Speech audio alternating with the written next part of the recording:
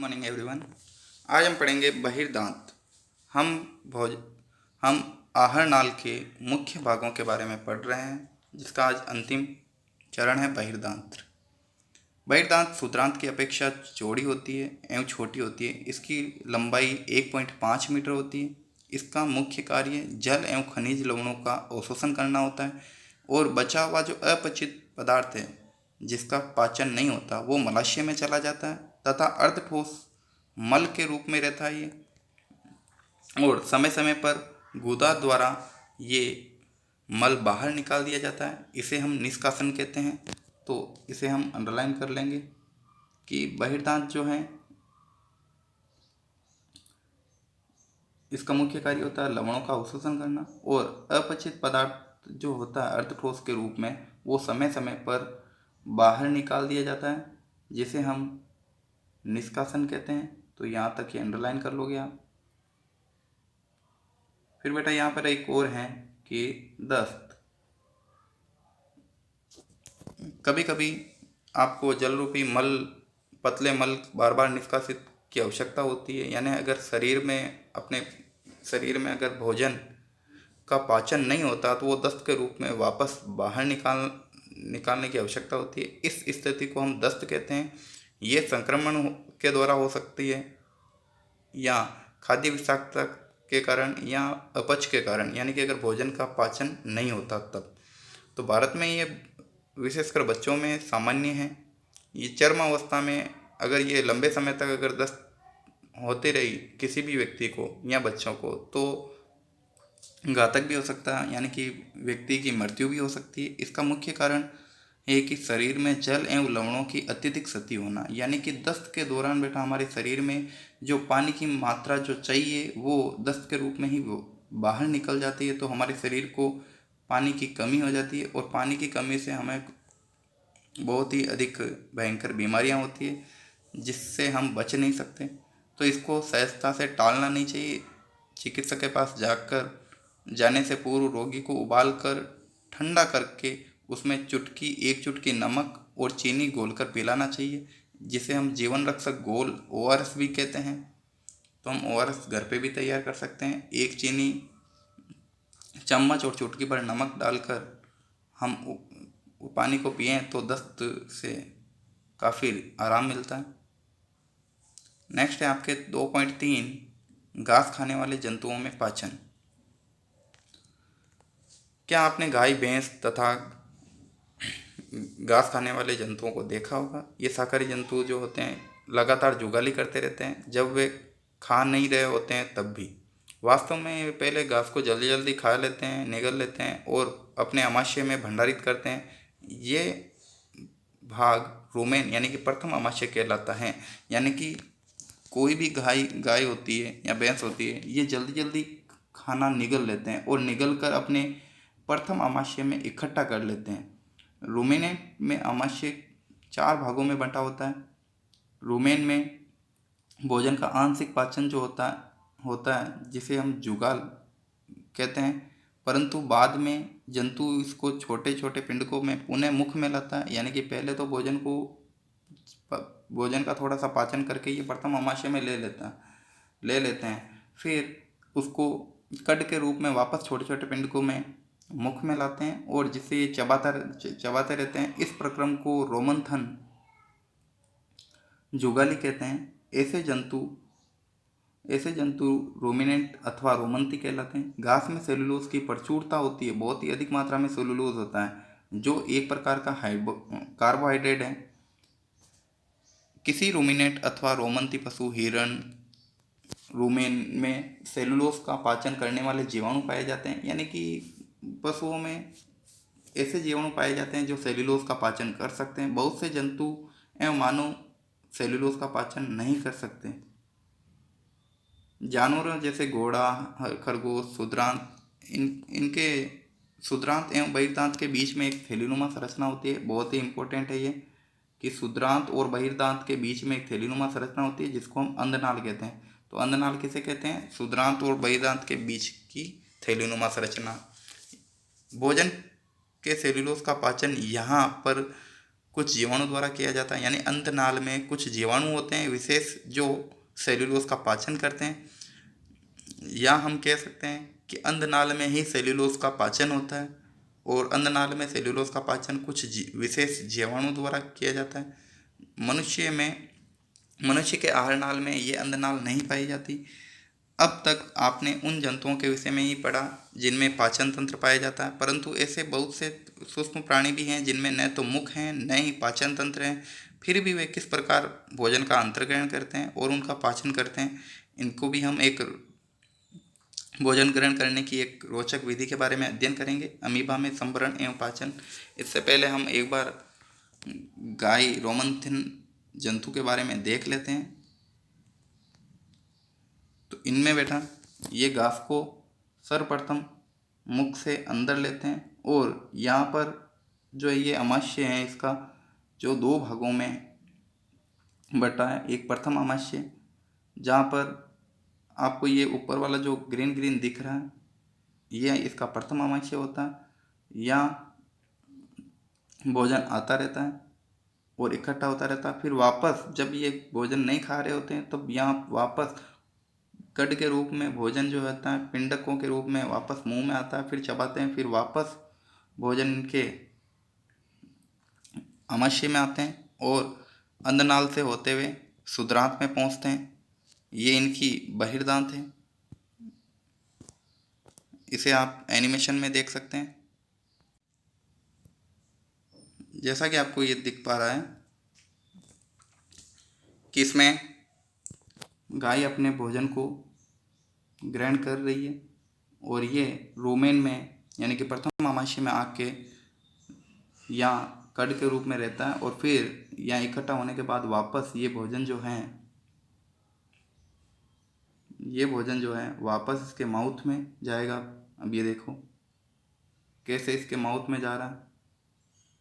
जैसे इसके माउथ में जाएगा फिर ये जुगाली करते रहेंगे, इसको चबाते रहेंगे।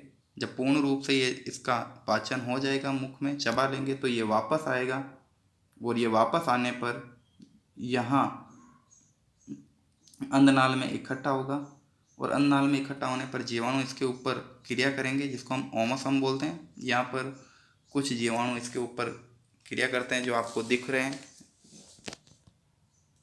ये हल्के हल्के से इसमें जो जीवाणु दिखाई दे रहे हैं ये इसके ऊपर क्रिया की। अब ये भोजन इसके क्षुद्रांत में प्रवेश करेगा, स्मॉल इंटेस्टाइन जिसको बोलते हैं। ये क्षुद्रांत में प्रवेश किया, फिर क्षुद्रांत से ये बहिर्दांत में जाएगा, और बहिर्दांत में इसका खनिज लवणों का अवशोषण होकर बिना पचा हुआ भोजन बाहर निष्कासित कर दिया जाएगा। ये आपके आमाशय हैं जिसको आप पूर्ण रूप से देख सकते हैं। नेक्स्ट अब बेटा अमीबा में पाचन। तो अमीबा में संभरण एवं पाचन यानी कि अमीबा किस प्रकार भोजन अंदर लेती है और किस प्रकार उसका पाचन करती है ये हम पढ़ेंगे। अमीबा जलाशयों में पाए जाने वाला एक कोशिक जीव है जो बहुत ही सूक्ष्म होता है। अमीबा की कोशिका में एक कोशिका झिल्ली होती है, एक गोल सकन केंद्रक एवं कोशिका दरियों में बुलबुले के समान अनेक धानियाँ भी होती हैं। आप चित्र 10.2.10 में देख सकते हैं। अमीबा निरंतर अपनी आकृति एवं स्थिति बदलता रहता है, इसी के कारण इसमें गति होती है और भोजन के पास भी जाता है अगर ये अपनी आकृति बदलता रहता है। तो ये एक अथवा अधिक अंगुली के समान प्रवर्ध निकालता रहता है जिनको हम पादाब, इंग्लिश में हम इसको स्यूडोपोडिया भी कहते हैं, यानी कि अंगुलियों के जैसे संरचना निकालता रहता है। और जो इनको पादाब जो हैं गति करने एवं भोजन पकड़ने में सहायता करते हैं। अमीबा कुछ सूक्ष्म जीवों को आहार के रूप में ग्रहण करती है। जब इसको भोजन का आभास होता है तो ये खाद्य कण के चारों ओर अपने पादाब यानी कि स्यूडोपोडिया को विकसित करके उसे निगल लेता है। खाद्य पदार्थ इसकी खाद्य धानी में फंस जाते हैं और फंसने पर खाद्य धानी में ही पाचक रस स्रावित करते हैं, और खाद्य दानी में जब ये पाचक रस भोजन पर स्रावित किए जाते हैं तो ये खाद्य पदार्थ पर क्रिया करके उनको सरल पदार्थों में बदल देते हैं। पचा हुआ खाद्य धीरे धीरे अवशोषित हो जाता है।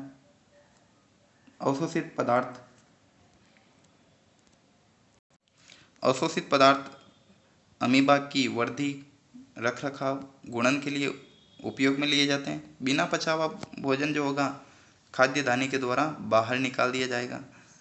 भोजन के पाचन का आधारभूत प्रक्रम सभी प्राणियों में समान होता है, जिसमें खाद्य पदार्थ सरल पदार्थों में परिवर्तित किए जाते हैं और ऊर्जा मुक्त होती है। यानी कि कोई भी भोजन लेगा तो जटिल पदार्थों से उसको सरल पदार्थों में बदलना होगा और फिर उससे ऊर्जा मुक्त होती है। और अगले अध्याय में आप आंत्र द्वारा अवशोषित खाद्य पदार्थों का शरीर के अन्य भागों तक स्थानांतरण भी पढ़ेंगे। पहले हम ये अमीबा के बारे में जान लें। अमीबा की ये संरचना है, जो अमीबा में केंद्रक हैं, ये इसमें पादाप, ये जो निकली हुई संरचना इस प्रकार की जो है ये पादाप है। इसमें खाद्य कणिका, आपको यहाँ खाद्य कणिका दिख रही है, इसको अंदर ले रहे हैं।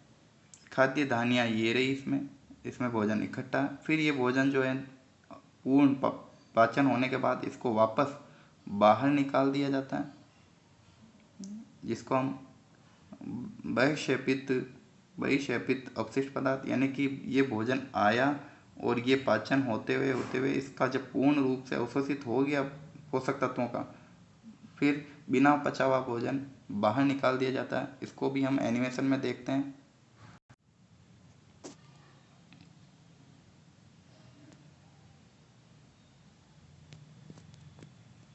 ये आपके अमीबा हैं, जिसके सूडोपोडिया यानी कि ये पादाप, ये पादाप हैं इसके, जो बाहर निकले हुए अंगुलियों के समान। अब ये इनकी सहायता से भोजन को अंदर ले लेती है। खाद्य धानी, फूड वैक्यूल यानी कि खाद्य धानी में जब ये इकट्ठा होता है भोजन, तो इसके ऊपर पाचक रस स्रावित होते हैं, जिससे ये सरल पदार्थों में बदल जाता है। और सरल पदार्थों में बदलने पर इसका अवशोषण होता है और अनडाइजेस्टेड जो होता है उसको, अनडाइजेस्टेड को फूड को ये यहाँ से बाहर निकाल देता है।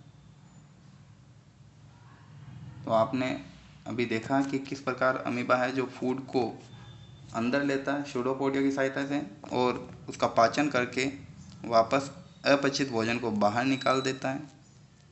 नेक्स्ट आपके प्रमुख शब्द थे अवशोषण, एमिनो अम्ल, स्वांगीकरण, पित्तरस, मुखगुहिका, रदनक, सेल्यूलोज, पाचन, निष्कासन, वसा अम्ल, खाद्य धानी, पित्ताशय, कीटंक, अंतर्ग्रहण, यकृत, चवर्णक, गर्सिका, अग्नाशय, अग्रचवर्णक, पादाप, रूमिनेंट, रोमंथी, लाला ग्रंथि, दीर्घरोम, ये शब्दों के बारे में आपने पढ़ा। और हमने बहुत सी बातें सीखी इस पाठ में कि जंतु पोषण में जंतु पोषण में पोषण आवश्यकताएं, भोजन अंतर्ग्रहण की विधियां और शरीर में इसका उपयोग सम्मिलित होता है। आहारनाल, मुखगुहिका, गर्सिका, आमाशय, क्षुद्रांत, बहिर्दांत, मलाशय और गुदा में विभाजित होती हैं। और कुछ ग्रंथियां भी है विशेष, लाला ग्रंथि, यकृत ग्रंथि, अग्नाशयी ग्रंथि। विभिन्न जीवों में भोजन ग्रहण करने की विधियां जो हैं अलग अलग प्रकार की हैं।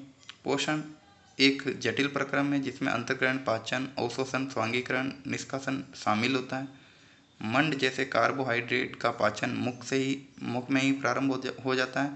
प्रोटीन का पाचन आमाशय में प्रारंभ होता है। यकृत द्वारा स्रावित पित्त रस और अग्नाशय से स्रावित अग्नाशय स्राव, क्षुद्रांत भित्ति द्वारा स्रावित पाचक रस की क्रिया से भोजन के सभी घटकों का पाचन क्षुद्रांत में पूरा हो जाता है और जल एवं लवण अवशोषित किए जाते हैं बहिर्दांत में।